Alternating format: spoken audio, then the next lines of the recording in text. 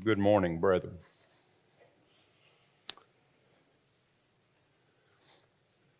Trying to see how I advance the slides. Can somebody help me with that?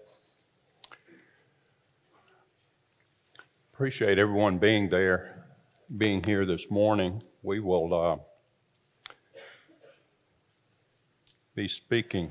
Well, I got one just like it up here. I just didn't know what I was looking at. Big green button. Okay, thank you. I should have coordinated that ahead of time. Sorry about that. What I'd like to do this morning is speak a little bit about the eldership. Normally, when we speak about the eldership, we're about to select new elders, and that's not necessarily the case this morning.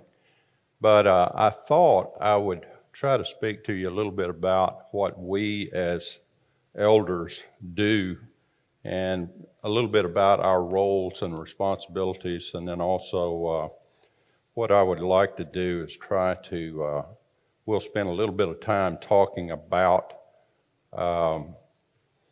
some of the qualifications, but I'm really not even going to go over the qualifications much this morning. I just want to do a little bit of an overview of our work so that you as members here can kind of understand our perspective on things and what it is that we do for you.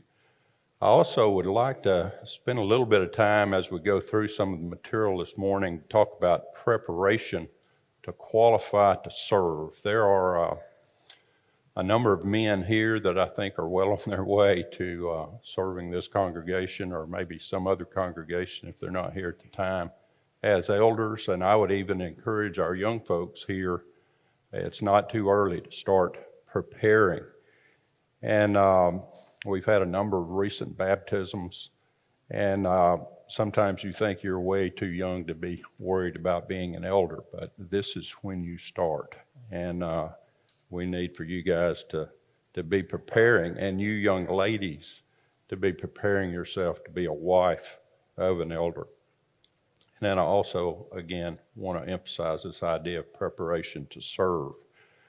What I'm going to do this morning, it's going to be a little different than the way we normally approach a topic on the eldership. I'm going to look at two passages this morning. We'll talk about several other passages to kind of emphasize the point, but these two passages use three words to describe elders, and I believe each of those words show us a unique aspect as far as what the responsibilities of elders are. And of course, the first one's just elders. We'll talk about that. Normally, these days, you guys refer to us as elders, but there are a couple of other words here. Overseers is another word that we'll look at this morning. And then the third one is shepherds. Some of you may actually refer to us as shepherds. And you'll see why whenever we get into these passages. 1 Peter 5, verses 1 through 4, you can see these three words highlighted there. The elders who are among you I exhort. This is Peter writing here. I, who am a fellow elder and a witness of the sufferings of Christ, and also a partaker of the glory that will be revealed. Shepherd, this is a verb actually here, verb form. Shepherd the flock of God which is among you, serving as overseers, not by compulsion, but willingly, not for dishonest gain, but eagerly, not as being lords over those entrusted to you, but being examples to the flock. And when the chief shepherd appears, you will receive the crown of glory that does not fade away. He compares the work here, particularly as shepherds, to what the chief shepherd has done to us. And we'll spend a little bit of time this morning talking about that. But I want to look at Acts chapter 20. And Acts chapter 20, verse 16 through 21, this is the occasion where Paul is on his way back to Jerusalem. He's in a hurry to get there. He's trying to get there before the Passover. And on his way, he really wants to stop off and speak to the elders at Ephesus. And but he doesn't want to spend any time in Ephesus. He's afraid if he goes to the city, he'll get bogged down and won't make it to Jerusalem in time. So he stops off at this port city called Miletus, which is very close to Ephesus there. And from Miletus he sent to Ephesus and called for the elders of the church. Therefore, and I'll drop down, we'll skip a few verses there. Verse 28, therefore take heed to yourselves and all the flock among which the Holy Spirit has made you overseers to shepherd, again, this is verb form, to shepherd the church of God which he purchased with his own blood. So we'll spend just a few minutes talking about three words this morning. The first word, elder, is presbyteros. I'm probably not pronouncing that quite right, but that's the Greek word that we find for elders in these two passages. And of course, it's where we get the word presbyter. And of course, that in other religions has a completely different meaning. And one of the things you need to know is these three words, all three of these words are talking about the same group of men. And some religious groups today, they'll try to distinguish these as three different groups. And but the presbyter, it really just means old. You think about elder, an elder is an old person. And it's an older person. Well, what does that mean?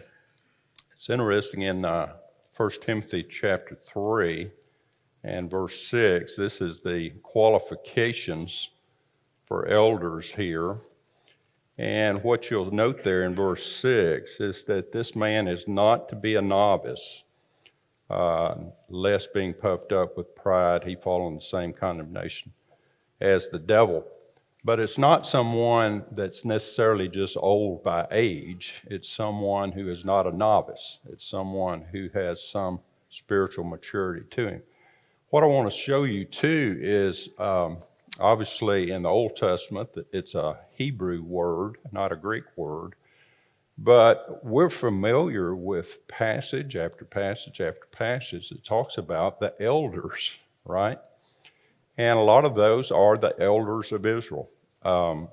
Eddie led us in thoughts this morning as far as the Lord's Supper around the time that the children of Israel are in bondage. First passage we'll look at is Exodus 3, verse 16. This is actually at the burning bush. And God is instructing Moses to go back and talk to Pharaoh. But he says, in verse 16, he says, go and gather the elders of Israel together and say to them, the Lord God of your fathers, the God of Abraham, of Isaac, and of Jacob appeared to me, saying, I have surely visited you and seen what is done to you in Egypt. So instead of gathering all of the children of Israel together, God tells Moses to gather the elders together. And what we'll see as we go along here is that the elders are the spiritual leaders of the families there. Eddie mentioned the Passover.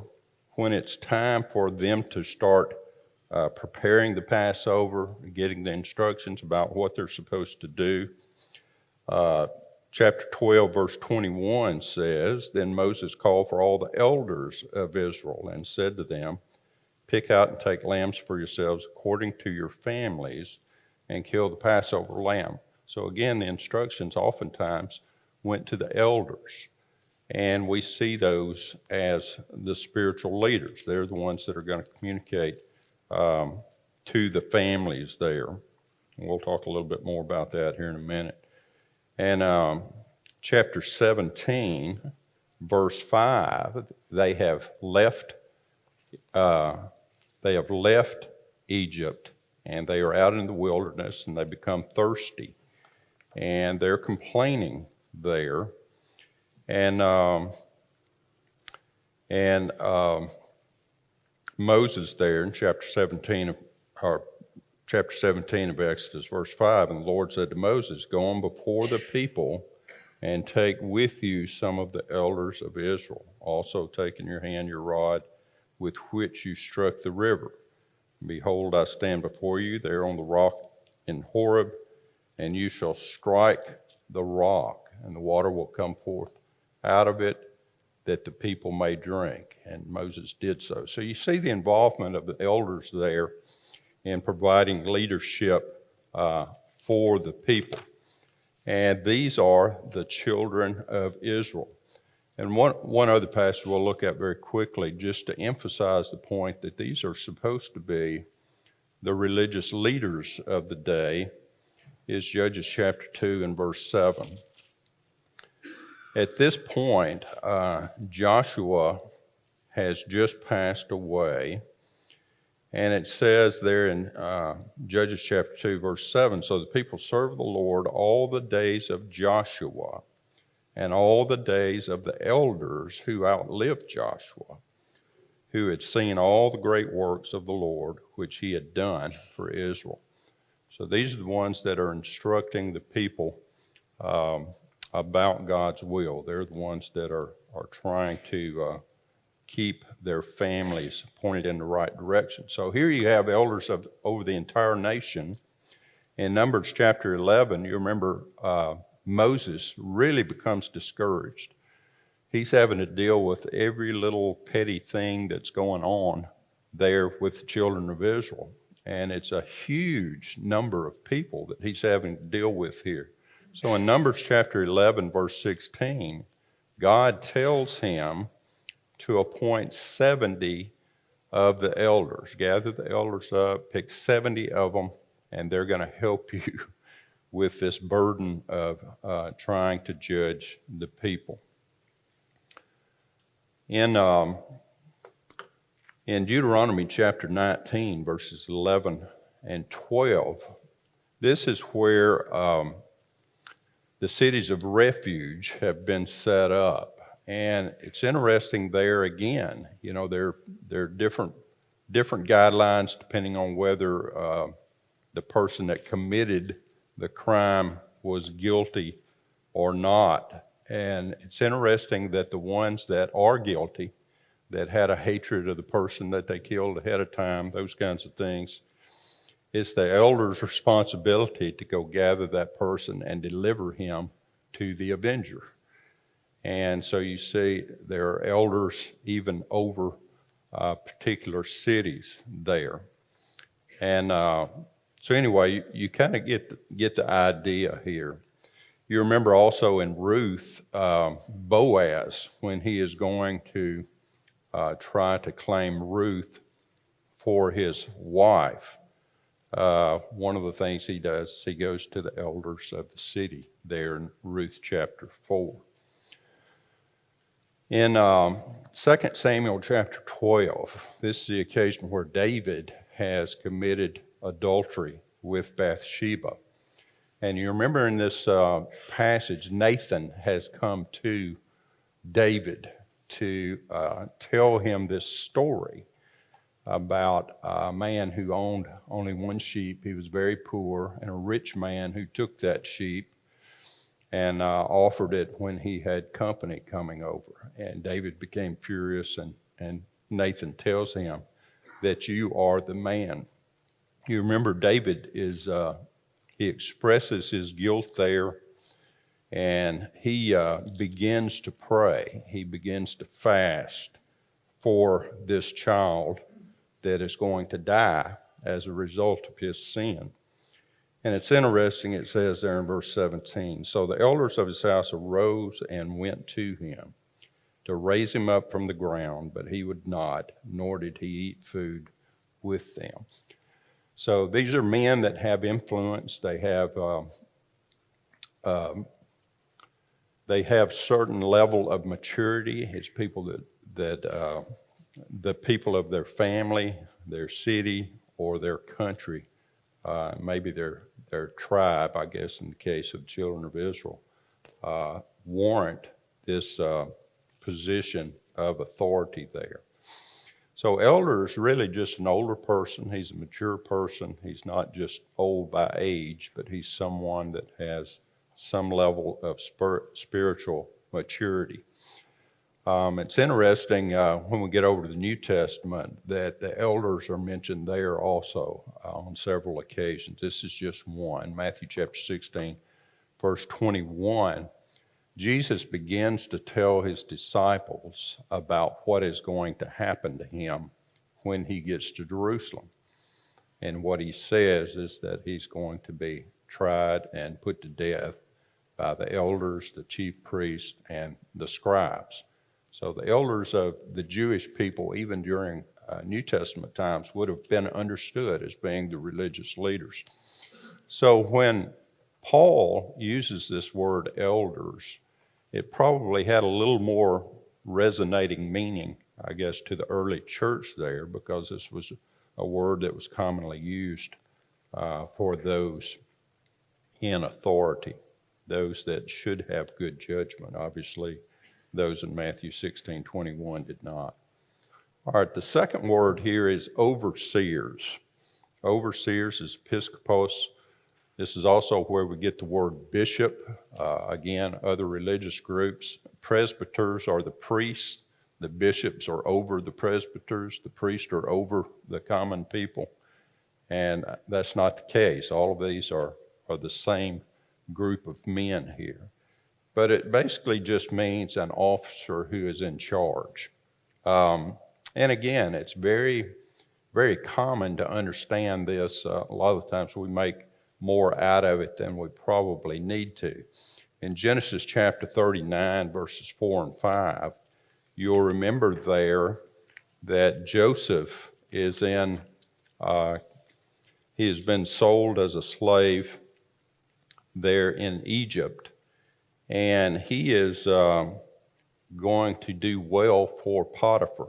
And as a result of that, Potiphar makes him the overseer of his house. And it even goes on to say God blessed him so much that that he put basically everything under Joseph's authority. He didn't even know what he had other than what he had to eat. And of course, there is a qualification that goes along with that as well. 1 Timothy chapter 3, verses 4 and 5. One who rules his own house well, having his children in submission with all reverence. For if a man does not know how to rule his own house, how will he take care of the church of God? So it's someone who is put in authority to oversee, in this case, a household. Joseph was put over Potiphar's household. In Nehemiah, it's interesting, they're talking about different cities there. Nehemiah was one of the great leaders, I guess, in Old Testament history. When we get to Nehemiah chapter 11, it talks about these overseers that are put in charge of the city there, the city of Jerusalem. And there are different aspects that they're put in charge of there. 11 verse 1, now the leaders of the people dwelt at Jerusalem. The rest of the people cast lots to bring 1 out of 10 to dwell in Jerusalem, the holy city, and 9/10 were to dwell in other cities. And so what you see here as you go along, verse 9, Joel the son of Zichri was their overseer, and Judah the son of Senuah was second over the city. When you get down to verse 14, and their brethren, mighty men of valor, were 128. Their overseer was Zabdiel, the son of one of the great men. Verse 22, also the overseer of the Levites at Jerusalem was Uzzah, the son of Bani, the son of Hashbani, the son of Mattaniah, the son of Micah, of the sons of Asaph, the singers in charge of the service of the house of God.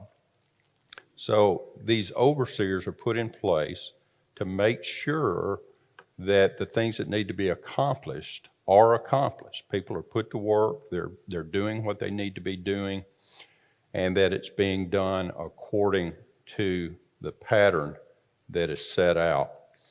And you can also see over a particular work, in 2 Chronicles chapter 2, verse 2, they're talking about getting ready to build the temple.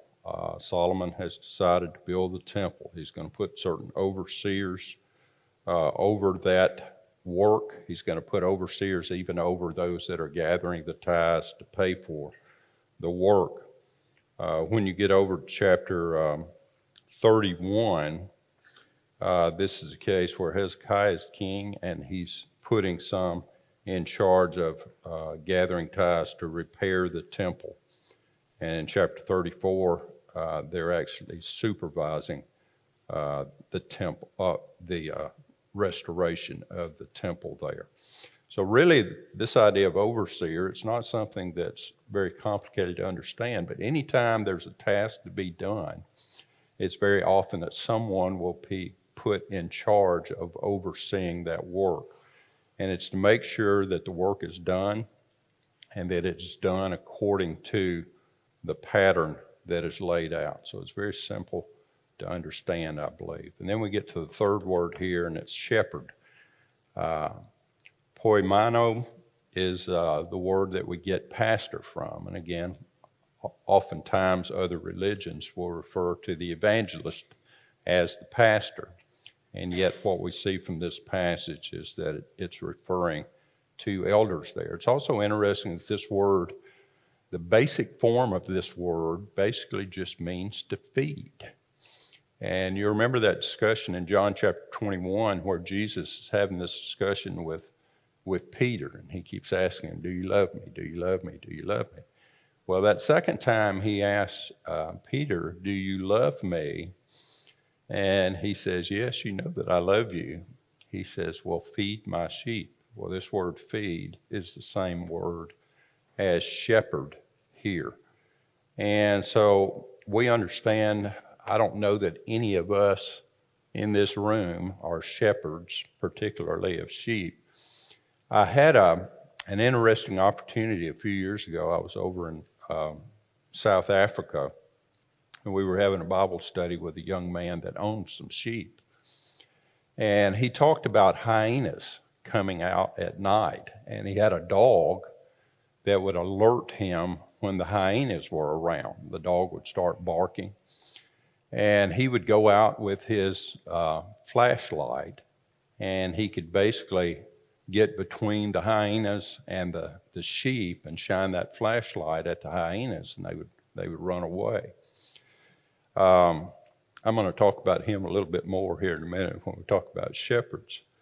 But the idea there is that we need to be feeding the sheep. In Genesis chapter 46 and verse 32 there, this is the occasion where Joseph's family has been brought down to Egypt. And he tells them that when you become before Pharaoh, you tell them that you are shepherds. Genesis chapter 46, verse 32. And look at how he explains what a shepherd is. I don't think Pharaoh had any misunderstanding of what a shepherd's job was. But in this passage, verse 32, it says, and the men are shepherds, for their occupation has been to feed livestock. And they have brought their flocks and herds and all that they have. And of course, we understand that every shepherd is an abomination to the Egyptians, the end of verse 34. So they put them off into their own area, the land of Goshen. But it's this idea of the responsibility of the shepherd is to feed the sheep. In 1 Samuel chapter 17, verse 15, this is the occasion where David has been selected by Saul. He has found favor with Saul, and he is there at Saul's court. But it tells us that on occasion, it says, but David occasionally went and returned from Saul to feed his father's sheep at Bethlehem. That's the same idea of this idea of being a shepherd. In Jeremiah chapter 3 and verse 15, we'll see that God had intended for shepherds to have certain responsibilities. And in Jeremiah chapter 3 and verse 15, they had fallen away. Jeremiah, you remember, is the last message of God to the children of Israel, particularly the tribe of Judah, before they are taken into captivity. But he says in verse 15, "And I will give you shepherds according to my heart, who will feed you with knowledge and understanding." And this is going to be a time that comes about in the future when they return. And of course, 1 Timothy chapter 3, verse 2 tells us that elders should be able to teach. That's one of the qualifications here. So feeding the sheep and teaching the sheep is part of our responsibility as shepherds. We're also supposed to know our sheep.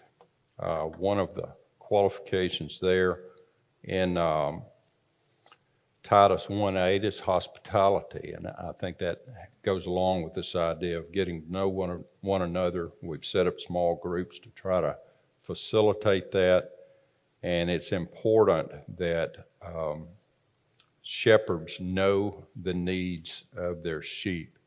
When Jesus is described as the Good Shepherd in John chapter 10, he will talk about knowing his sheep there. First 5 verses. "Most assuredly I say to you, he who does not enter the sheepfold by the door, but climbs up another way, the same is a thief and a robber. But he who enters by the door is the shepherd of the sheep. To him the doorkeeper opens, and the sheep hear his voice, and he calls his own sheep by name and leads them out. And when he brings out his own sheep, he goes before them, and the sheep follow him, for they know his voice. Yet they will by no means follow a stranger, but will flee from him, for they do not know the voice of strangers." So it's important for eldership to know those that are part of their flock. This idea also of leading the sheep, Jesus talks there about leading them out of the sheepfold and taking them to good ground where they can feed and have water. In Jeremiah chapter 50, again, this is God's plea with the nation of Israel before they're taken into captivity. And chapter 50, verse 6 through 7, it says, "My people have been lost sheep. Their shepherds have led them astray. They have turned them away on the mountains. They have gone from the mountain to hill, and they have forgotten their resting place. All who found them have devoured them, and their adversaries said, 'We have not offended, because they have sinned against the Lord, the habitation of justice, the Lord, the hope of their fathers.'" So in this case, you see that the shepherds were not doing their job, and as a result of that, Judah is going to be taken into captivity. They had actually led them astray. You talk about caring for the sheep. You remember I mentioned when Nathan comes to David in 2 Samuel chapter 12, when he tells them this story, David becomes just incensed, and he says this rich man should die for what he's done. All he had done was taken a sheep. And you're thinking, does that warrant death? Well, to David it did. And it's because he knew what that sheep meant to that man. It said that he had raised that sheep, and the sheep was to him like a daughter. And of course, David could relate to that very closely. In Matthew chapter 18, verses 12 through 14, this is the parable that Jesus teaches about the 99 and the 1. Matthew chapter 18, 12 through 14. We'll just read those few verses there. We won't read the entire parable. But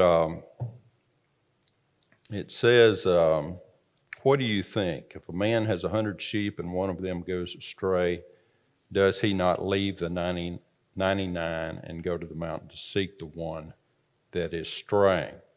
And if he should find it, surely I say to you, he rejoices over that sheep more than the 99 that did not go astray. So it's this idea of caring for the sheep. And again, in John chapter 10, Jesus, the great shepherd, tells us what that means. He goes on to illustrate himself as the good shepherd. And you'll recall he tells his disciples there that he is willing to die for them. And he goes on to contrast the one who is a hireling. Let's pick up in verse 10 there. It says, I'm in the wrong chapter here. John chapter 10 and verse 10.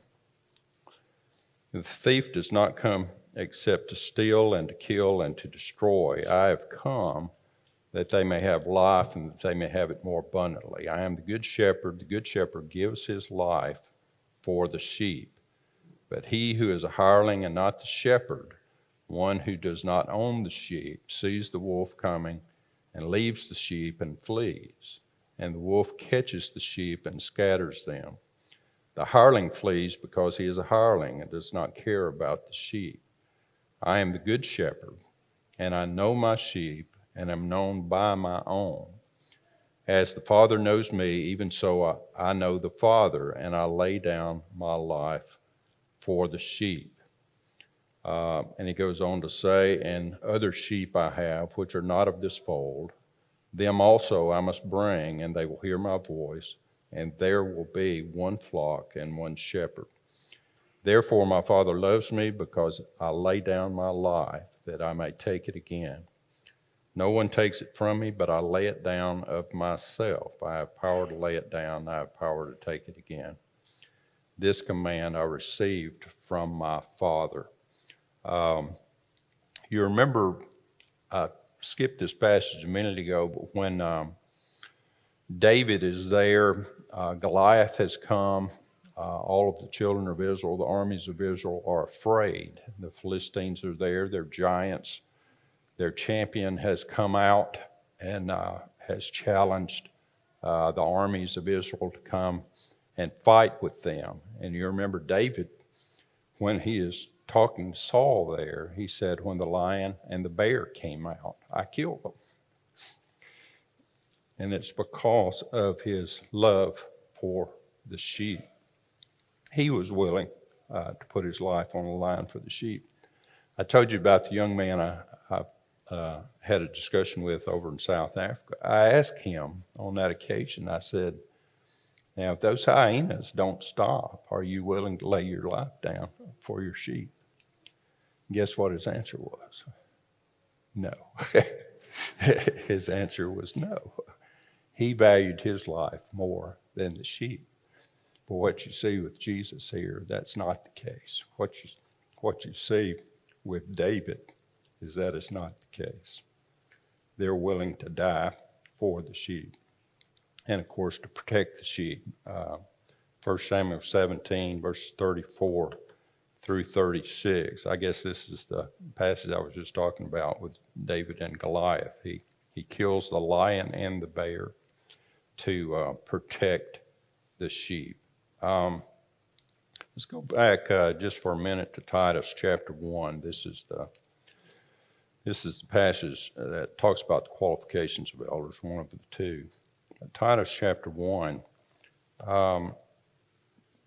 in verses 9 through 11, it says, holding fast the faithful word as he has been taught, that he may be able by sound doctrine both to exhort and convict those who contradict. For there are many insubordinate, both idle talkers and deceivers, especially those of the circumcision, whose mouths must be stopped, who subvert whole households, teaching things which they ought not for the sake of dishonest gain. And we go back to the passage over in Acts chapter 20. Acts chapter 20, Paul warns the elders there in Ephesus about what is coming. And look at the language that he uses there. I think it ties in very closely with what we're talking about here. Acts chapter 20, verse 28 through 31. It says, "Therefore take heed to yourselves and to all the flock among which the Holy Spirit has made you overseers, to shepherd the church of God, which he has purchased with his own blood." There's two of these words we've been talking about.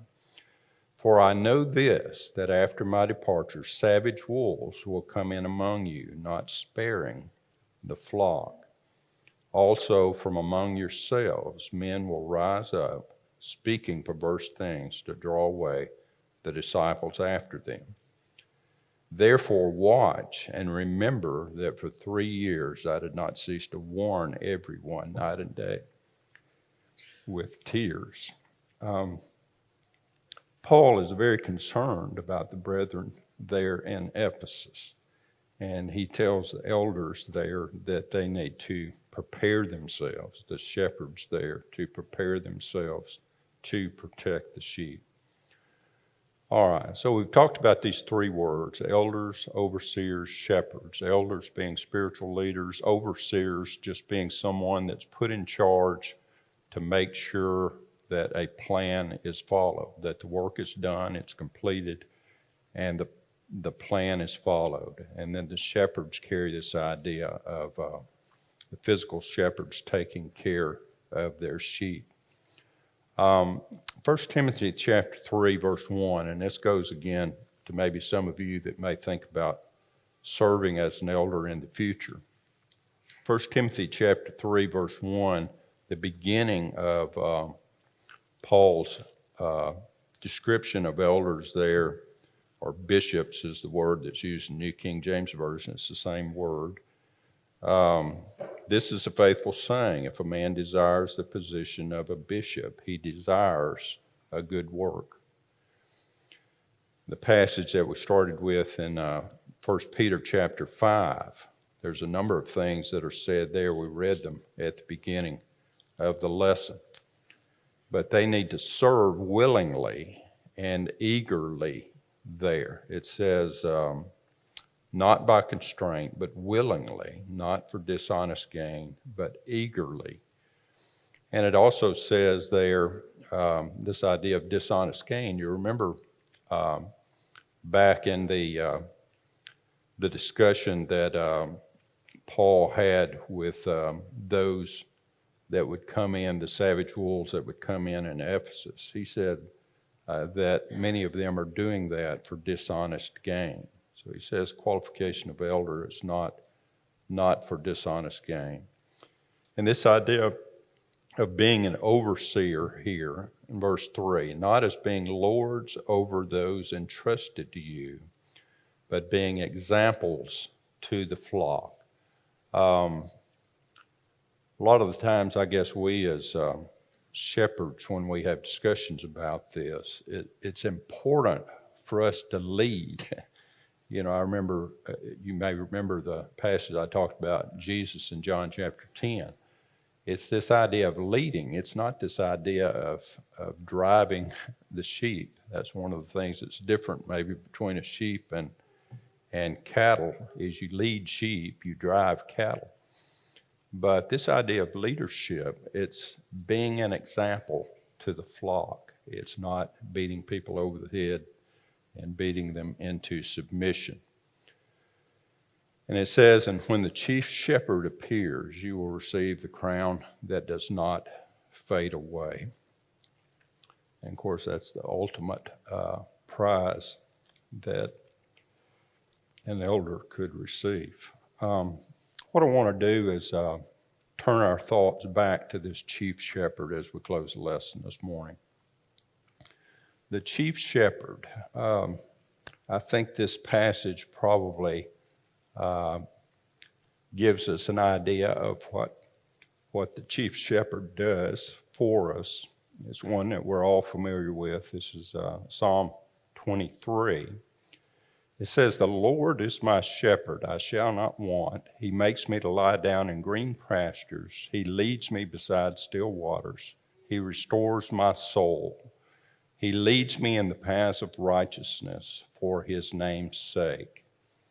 Yea, though I walk through the valley of the shadow of death, I will fear no evil, for you are with me. Your rod and your staff, they comfort me. You prepare a table before me in the presence of my enemies. You anoint my head with oil, my cup runs over. Surely goodness and mercy shall follow me all the days of my life, and I will dwell in the house of the Lord forever. Our chief shepherd loves us very much. He not only was about to give his life, he did give his life for us. And it's important for us to understand that. I'm going to use that as an invitation this morning. Just remember how much the chief shepherd loves you.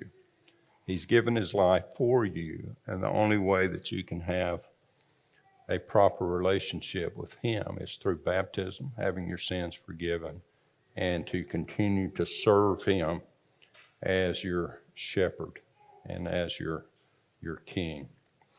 If there are any subject to the invitation this morning, I would invite you to come down to the front as we stand and sing.